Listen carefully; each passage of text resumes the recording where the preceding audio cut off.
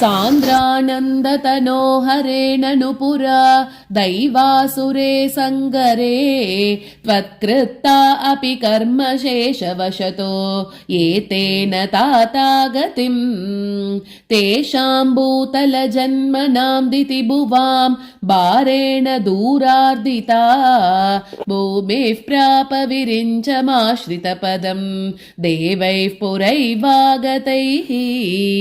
हा हा दुर्जन भूरि भारमतितां पातो निधौ पातुकाम् एतां पालय हन्त मे विवशतां सम्पृच्छ देवानिमान् इत्यादि प्रचुर प्रलाप विवशाम् आलोक्य धाता महीं देवानां वदनानि वीक्ष्य परितो दद्यौ भवन्तं हरे ऊचे चाम्बुजभूरमूनयिसुराः सत्यं धरित्र्या वचो नन्वस्या भवतां च रक्षणविधौ दक्षो हि लक्ष्मीपतिः सर्वे शर्वपुरःसरा वयमितो गत्वा पयो वारिधिं नत्वा तं स्तुमहे जवादिति ययोस् साकं तवाकेतनम् ते मुग्धानिलशा दुग्धजलदेहे तीरं गता संगताः यावत् त्वत्पदचिन्तनैकमनसः तावत् सपातो जबुः त्वद्वाचं हृदये निशम्य सकलान् आनन्दयन्नूचिवान् आख्यातः परमात्मना स्वयमहं वाक्यं तदाकर्ण्यताम् जाने दीनदशामहं दिविशदां भूमेश्च भीमैर्नृपैः तत्क्षेपाय भवामि यादवकुले सोऽहं समग्रात्मना देवा वृष्णिकुले भवन्तु कलया देवाङ्गनाश्चावनौ मत्सेवार्थमिति त्वदीयवचनं पातो जबूरुचिवान् श्रुत्वा कर्णरसायन तव वचः सर्वेषु निर्वापित स्वान्तेष्वीशगतेषु तावक कृपा पीयूष तृप्तात्मसु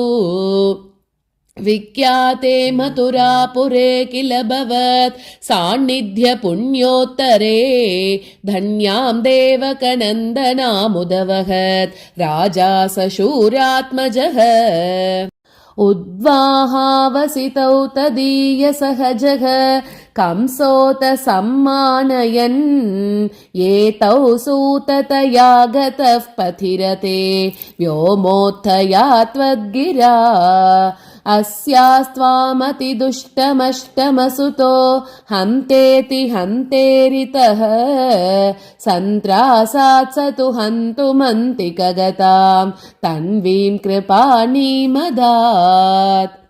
गृह्णानश्चिकुरेषु तां खलमतिः शौरेश्चिरं सान्त्वनैः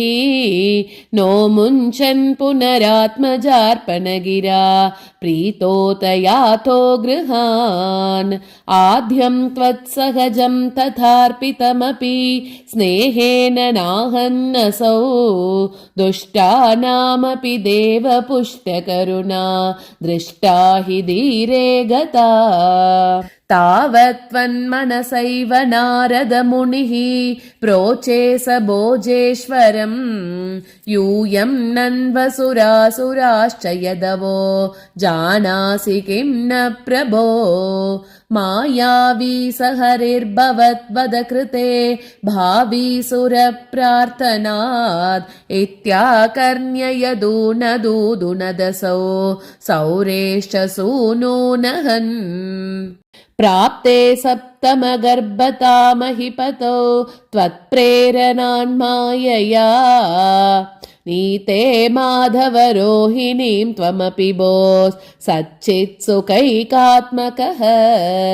देवक्या जठरं विवेशित विभो संस्तूयमानः सुरैः सत्वं कृष्ण विदूय रोगपटलीं भक्तिं परां देहि मे। नारायण अखिल गुरो भगवन्नमस्ते। सर्वत्र गोविन्दनाम संकीर्तनं गोविन्द गोविन्द।